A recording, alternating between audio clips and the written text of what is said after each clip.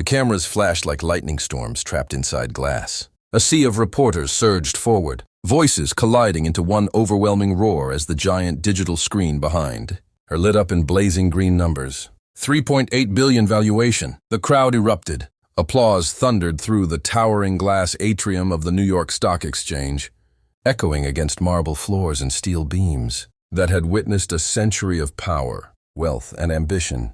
And at the center of it all stood Evelyn Carter, dressed in a sharp ivory suit that fit like armor. Her fingers trembled slightly as they hovered near the ceremonial bell. Her name was everywhere: headlines, banners, trending tags. The youngest female CEO to take a cybersecurity company public. A self-made billionaire at 28. A visionary. But as the applause grew louder, her eyes didn't reflect pride. They reflected something else, something older, something broken. She stared at the bell, and for a split second, the noise around her vanished. Because she wasn't here anymore. Not really. She was somewhere else. Cold, hungry, alone, and invisible. A voice pulled her back. Evelyn, we're live in 3 seconds.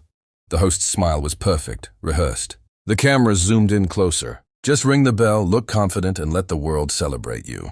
Evelyn nodded slowly, but her grip tightened, because the world wasn't celebrating her. They were celebrating a version of her that didn't exist. The polished version? The success story, not the truth. Not the girl who once curled up beneath these very streets, listening to the distant echo of footsteps above her, praying no one would find her. Or worse, that someone would. 3, 2, 1! The bell rang. The room exploded. Cheers, applause, flashbulbs. Evelyn smiled, and in that perfect media-crafted moment, a single tear slipped down her cheek. No one noticed, but it carried 10 years of silence. 10 years earlier, the city didn't look the same from the ground, especially when you had nowhere to go. 17-year-old Evelyn sat on the cold concrete just outside, a closed subway entrance in lower Manhattan, her back pressed against a graffiti-covered metal shutter. Her hands were tucked inside the sleeves of an oversized hoodie she'd found in a donation. Been weeks ago. The wind cut through the streets like a blade. Cars rushed past. People moved fast, everyone chasing something. Everyone except her. She wasn't chasing anything anymore. She was surviving, barely. Her stomach twisted in sharp, painful knots. She hadn't eaten in almost 2 days. Across the street, a man in a tailored coat laughed into his phone, stepping into a sleek black car that pulled away without hesitation. Evelyn watched it disappear, and for a moment, something dark flickered in her eyes. Not jealousy, not anger. Something deeper, something more dangerous. A quiet realization that world was never meant for people like her. She lowered her gaze. "Don't stare too long," a rough voice said from beside her. She turned. An older man sat a few feet away, wrapped in layers of mismatched clothing. His beard was unkempt, his eyes tired but alert. "I've been here long enough to know," he continued. "If you stare at their lives too much, you start forgetting how to survive your own." Evelyn didn't respond. She just pulled her knees closer to her chest. The man studied her for a moment. "You're new," he said. It wasn't a question. She hesitated, then nodded. "Got a name?" "Evelyn." He gave a small, almost sympathetic smile. "Name's Marcus. Rule number 1, Evelyn. Don't trust anyone out here. Not even me." She frowned slightly. "Then why are you talking to me?" Marcus shrugged. "Because sometimes breaking your own rules is the only thing that reminds you you're still human." Silence settled between them. Then her voice came out quiet, fragile. "I didn't think it would be like this." Marcus let out a slow breath. "No one ever does." She stared at the ground.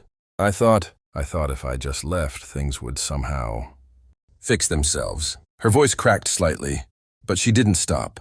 "I thought distance would make everything quieter, that I'd finally be able to breathe without feeling like I was drowning in my own life." She laughed softly.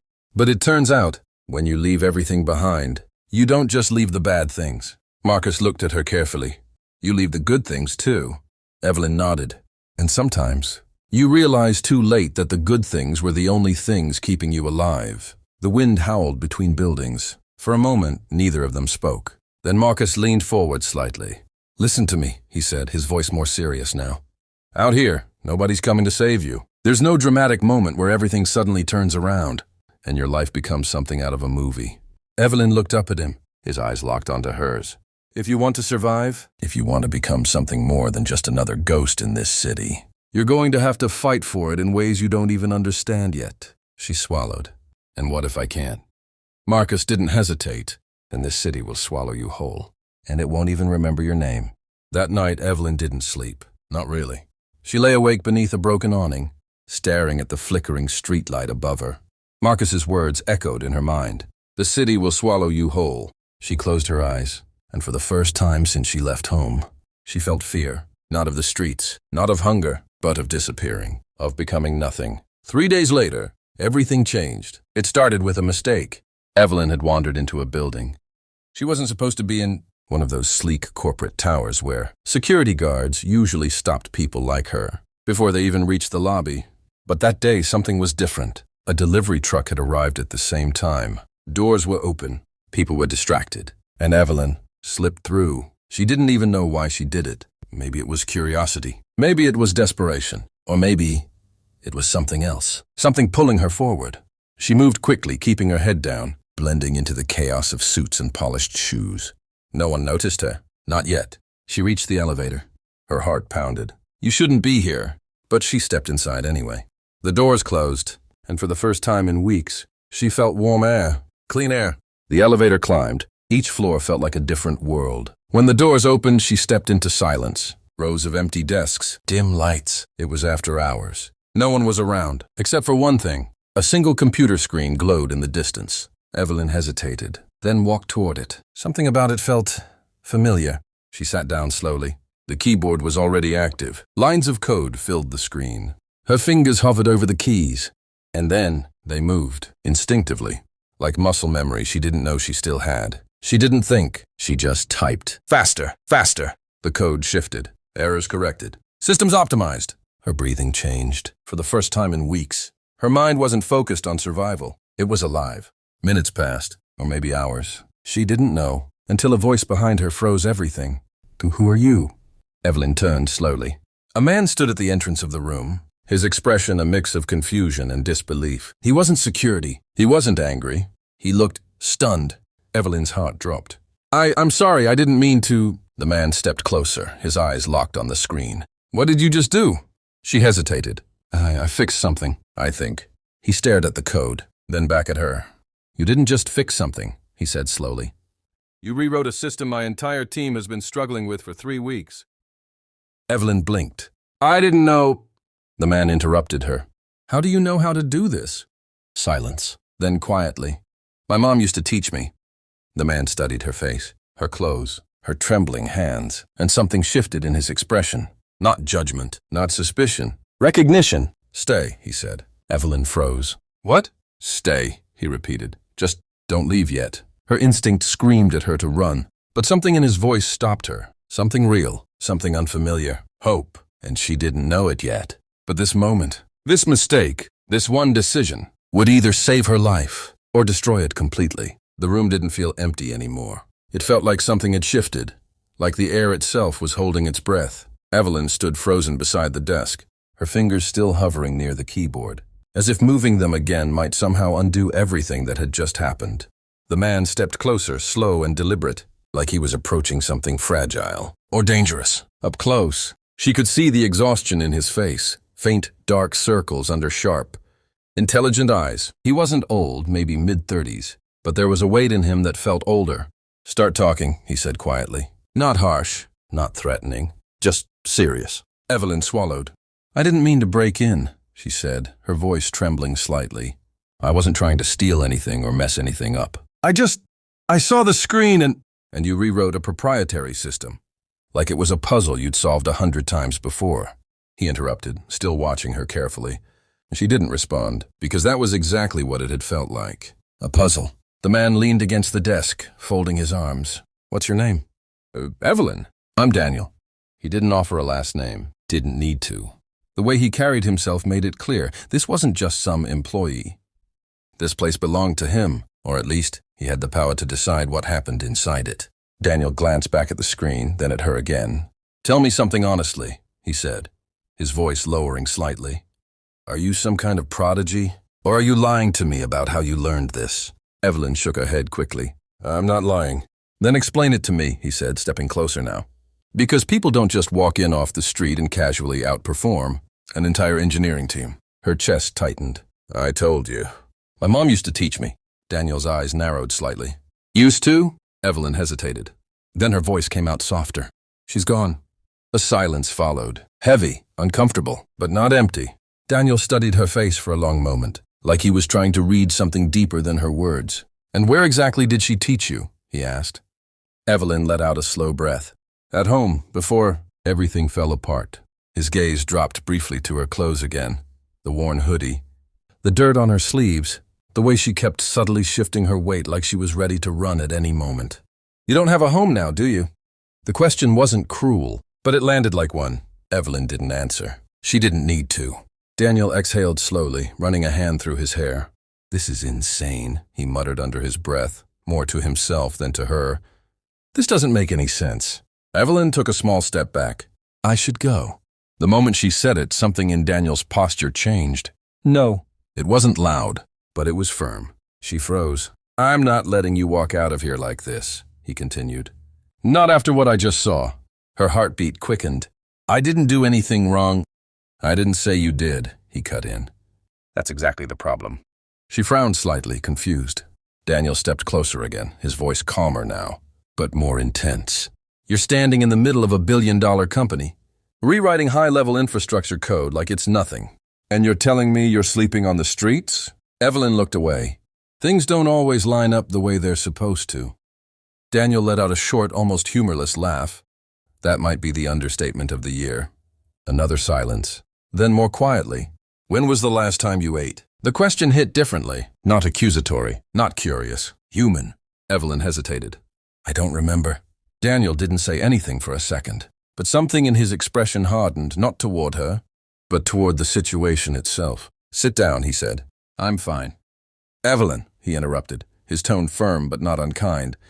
"You're not fine, and pretending you are isn't helping either of us right now." She stood there, uncertain. Then slowly, she sat. Daniel grabbed his phone, typing something quickly. "Food will be here in 10 minutes, he said. "You didn't have to." "I know," he replied.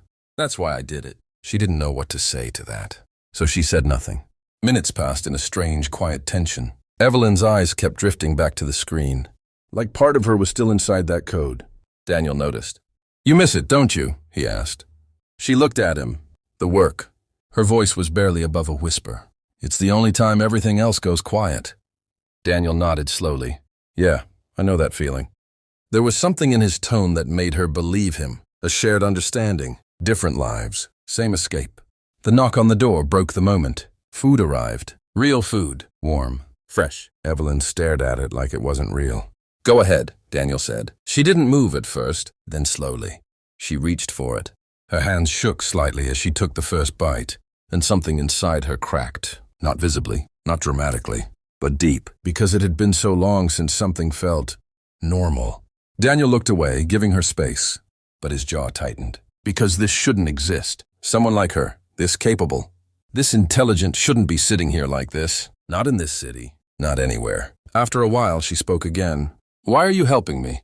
The question was quiet, but heavy. Daniel leaned back against the desk, thinking for a moment before answering. "Because I've spent the last 3 weeks watching some of the smartest people I know fail to solve a problem that you fixed in less than an hour," he said. "And because if I let you walk out of here, I'd be ignoring something that doesn't come around twice in a lifetime." Evelyn frowned slightly. "That's not a real reason." He looked at her. "No," he admitted. "It's not the only reason." A pause. Then more honestly, "I know what it's like to be one bad decision away from losing everything," he said. "And I also know what it's like when someone gives you a chance, when you don't deserve one yet." Her eyes searched his. "And did you deserve it?" Daniel let out a quiet breath. "No." Silence. "But I made sure I did eventually." Something about that stayed with her. Deep, unsettling, hopeful. Then he straightened slightly. "So here's what's going to happen," he said.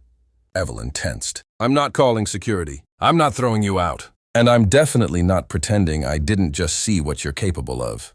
She waited. "You're going to stay," he continued. "For now. Work with me, learn, build something real." Her heart skipped. "And in return?" she asked cautiously. Daniel met her gaze. "In return, you stop surviving, and you start becoming something more than what this city tried to reduce you to." The words hit harder than she expected, because part of her didn't believe that was possible. "What if I fail?" she whispered. Daniel didn't hesitate. "Then you fail trying to become something bigger, instead of disappearing into nothing." Evelyn looked down. Her mind raced. Every instinct told her this was dangerous, that nothing in life came without a cost. That trust was a risk she couldn't afford. But another voice, quieter, deeper, asked a different question. What if this is the only chance you'll ever get? She looked up. Her voice was still uncertain, but stronger now. Okay. Daniel nodded once. Good. But as he turned back to the screen, something in his expression shifted again. Something darker. Because there was one thing Evelyn didn't know. One thing he hadn't told her. The system she had just fixed. It wasn't just any system. It was tied to something much bigger. Something buried beneath layers of security, contracts, and secrets. And by touching it, by rewriting it, Evelyn hadn't just stepped into an opportunity. She had stepped into a war, one that powerful people had been fighting quietly for years. And now, without even realizing it, she was already in the middle of it. Far above the city, in a dimly lit office overlooking Manhattan, a man stood in silence, staring at a screen. Lines of code scrolled past, altered, improved, changed. His expression darkened. Who authorized this? No one answered. Because no one knew. But one thing was certain. Someone new had just entered the game, and they weren't supposed to. Back in the quiet office, Evelyn sat in front of the glowing screen again. Her fingers slowly returned to the keyboard. This time, not as a mistake, but as a beginning. She didn't know what was coming. She didn't know who was watching. She didn't know what she had just triggered. All she knew was this. For the first time in a long time, she wasn't invisible anymore. The bell was still echoing in her ears, even as the applause faded, even as the cameras pulled back, even as strangers shook her hand like they had always known her. Evelyn Carter stood at the center of a world she had once watched from the shadows. But now, the shadows were watching her back. Ms. Carter, over here. What's next for your company? Evelyn, is it true you turned down a billion-dollar acquisition last year? Do you consider yourself the future of cybersecurity in America? The questions collided, desperate, hungry. She smiled, answered just enough. But her mind wasn't here. It was somewhere else. Because the moment the bell rang, her past stopped being silent and started catching up. 3 years earlier, the first time Evelyn realized something was wrong. It didn't feel dramatic. It felt subtle, too subtle. She sat in the same office where everything had started, staring at lines of code that didn't belong. They were hidden well, buried deep inside layers of legitimate architecture. But she saw them, because she had built the system from the inside out. And this wasn't hers. Daniel stood behind her, arms crossed, watching her expression shift. You see it too, don't you? He asked quietly. Evelyn didn't look away from the screen. Yeah, she said, her voice tight. This isn't just a bug. Daniel stepped closer. What is it? She zoomed into the code, isolating fragments, tracing logic paths faster than most engineers could follow. Her breathing slowed, focused, controlled, but her eyes sharpened. It's a back door, she said finally. Not a sloppy one either. This was designed to sit quietly, to observe, to collect, to wait. Daniel's jaw tightened. For what? Evelyn hesitated, then turned toward him.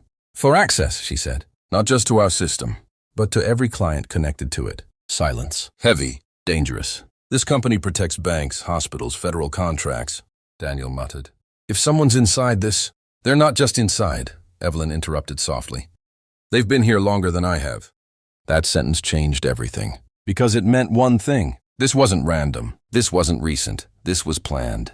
What are you thinking? Daniel asked, his voice lower now. Evelyn leaned back slightly, her mind racing. I think. She started slowly. Someone built this system, expecting it to be compromised. Daniel frowned. That doesn't make sense. It does if the compromise is the point, she replied. He stared at her. Explain. Evelyn turned back to the screen, her fingers moving again. This isn't just a cybersecurity company, she said. It's a gateway. Whoever controls this controls information flow at a level most people don't even understand. Daniel's voice hardened. You're saying this entire company could have been designed as a weapon? I'm saying, she paused, we might not be the ones in control. That realization hit like a slow-moving shockwave. Because if it was true, everything Daniel had built, everything Evelyn had saved, was already compromised. Then we shut it down, Daniel said suddenly. Evelyn looked at him. You really think it's that simple? I don't care how complicated it is, he snapped. If there's something inside my company that's threatening millions of people, I'm not sitting here analyzing it, I'm ending it. Evelyn stood up slowly. And what happens after that? Daniel hesitated. She stepped closer, her voice steady but intense. You shut this down publicly, you expose whatever this is. And you think the people behind it are just going to disappear? Silence. They won't, she continued. They'll adapt. They'll move. And next time, we won't even know where to look. Daniel's fists tightened. So what do you suggest? Evelyn held his gaze. We don't shut it down. His expression darkened. We take control of it. The idea sounded insane, because it was. But it was also the only option that didn't end in chaos. Weeks turned into months, months into years. While the world saw a rising tech company breaking records, Evelyn and Daniel were fighting something far more dangerous beneath the surface. Quietly, carefully. They didn't remove the back door. They studied it, tracked it, mapped it, every signal, every access point, every hidden connection, until a pattern began to emerge. And when it did, it led somewhere they never expected. Washington, D.C. Not a hacker group, not a rogue organization, something bigger, something protected. I don't understand, Daniel said one night, staring at the data. Why would something like this exist at this level? Evelyn didn't respond immediately, because she already knew the answer, and she didn't want to say it out loud. Finally, she spoke. Because control isn't about protection, she said quietly. It's about power. Daniel looked at her, and we're sitting right in the middle of it. She nodded. And now they know we know. The first warning came without warning. A system crash. Massive. Coordinated, but surgical. It didn't destroy their company. It tested it, like something was probing their defenses, measuring their response. Evelyn stood in the chaos of flickering screens and panicked engineers, her mind racing faster than the system itself. This isn't an attack, she said. Daniel turned to her. Then what is it? She met his eyes. It's a message. That night, for the first time since she walked into that building years ago, Evelyn felt something she hadn't felt in a long time. Not fear. Not hunger. Not survival. Something colder. Something sharper. War. Back to the present. The celebration had ended. The lights dimmed. The crowd faded. But Evelyn remained, standing alone in the quiet aftermath of success. The same building. The same city. But a completely different life. Behind her, footsteps echoed. She didn't turn. You look like someone who just won everything and still feels like they're about to lose it. Daniel's voice. Older now, more worn, but still steady. Evelyn let out a slow breath. Because winning was never the hard part, she said. It was surviving what came after. He stepped beside her, looking out at the city lights. They're watching, he said quietly. Evelyn nodded. I know. A pause. Then Daniel asked the question that had been sitting between them for years. Was it worth it? Evelyn didn't answer immediately. Her eyes drifted downward, toward the streets far below. The same streets where she once sat, invisible, cold, forgotten. She took a breath, long, deep, then spoke. I used to think success meant escaping everything that tried to break you, she said. That if I just worked hard enough, built something big enough, I could outrun the past. Her voice softened. But the truth is, you don't outrun it. Daniel listened. You carry it, she continued. Every decision, every risk, every moment you choose to keep going instead of giving up, it all becomes part of who you are. She turned to him. And yeah, maybe I could have walked away when I realized how deep this went. Maybe I could have chosen an easier life. A faint, tired smile touched her lips. But then I'd still be that girl sitting on the sidewalk, wondering if she was meant to disappear. Silence. Then firmly. I wasn't. Daniel nodded slowly. No, he said. You weren't. Another pause. Then Evelyn looked back out at the city, and neither are the people they're trying to control. Her voice changed, stronger, sharper. So we finish this. Daniel studied her. You're sure? She met his gaze, completely certain now. We didn't come this far just to survive, she said. We came this far to take it back. A slow breath. Then Daniel gave a small nod. Then let's end it. Far across the city, in a secure facility hidden behind layers of silence and authority, a screen flickered. A notification appeared. Access point compromised. A man stepped forward, his expression tightening as he read the data. So she finally decided to stop playing defense. He looked up, eyes cold, calculating. Good. A faint smile formed. Now we see what she's really capable of. Back at the towering glass building, Evelyn stood at the window. The city stretched endlessly before her. Lights, lives, stories. Millions of people who would never know how close they had come to being controlled, and how close they still were. She placed her hand against the glass. Not weak anymore, not invisible, not forgotten.